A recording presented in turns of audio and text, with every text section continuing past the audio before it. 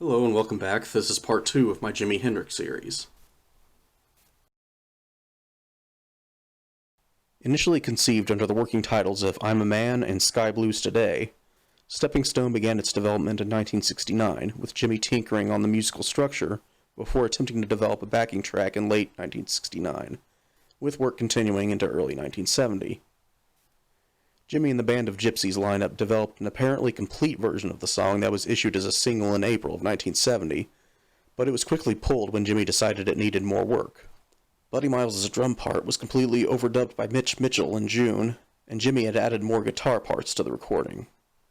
Whether or not the song was considered fully complete at the time of Jimi's passing is still unknown. Lyrically, Izabella is a simple letter written by an active soldier to his lover back home. In the context of Jimi's brief yet vast musical history, this song and the legendary Machine Gun were born of the same idea, that of a possible suite of music, hence why their development is intertwined.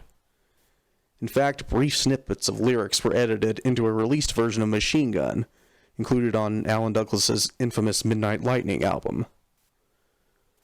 Izabella was performed at Woodstock in August of 1969 with the expanded Gypsy Sun and Rainbows lineup, who would make a few stabs at a master recording for the song over the next month and a half. Further attempts were made by the Band of Gypsys lineup later that fall, one of which included on the Burning Desire album features an organ part, and the finished recording took shape in January 1970. In a stripped-down form, the song was released as the B-side of Stepping Stone in the spring of 1970. However, the single was pulled shortly after release so as not to clash with sales of the newly released Band of Gypsys live album, which gave Jimi a prime opportunity to retool both songs. New guitar and drum parts were overdubbed, and the song was considered practically finished as Jimi pressed on to work on other new material. Ezy Ryder had an interesting development cycle. While the lyrics were influenced by the film Ezy Ryder starring Peter Fonda, Dennis Hopper, and Jack Nicholson, and therefore existed no earlier than mid-1969, some of the guitar structure of the song dates back to 2 years prior.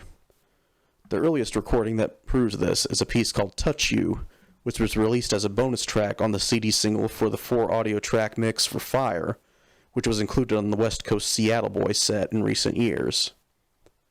Touch You's basic riff is reminiscent of some of the finished song's opening guitar lines. The next songs to contribute to the final product were Inside Out from a June 1968 session, followed by Lullaby for the Summer in April of 1969. These songs introduced what would become the guitar line for Ezy Ryder's middle part, and were released, respectively, on People, Hell, and Angels in 2013, and on Valleys of Neptune in 2010.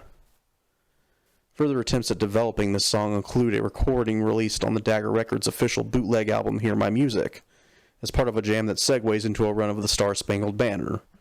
This recording is dated from February of 1969. Jimi extensively included the song in a number of live sets from at least as early as late 1969 onward.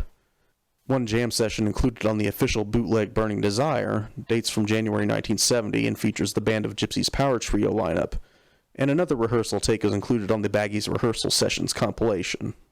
The basis for the official recording of the song also dates from January of 1970, with additional overdubs recorded by Jimi later that summer.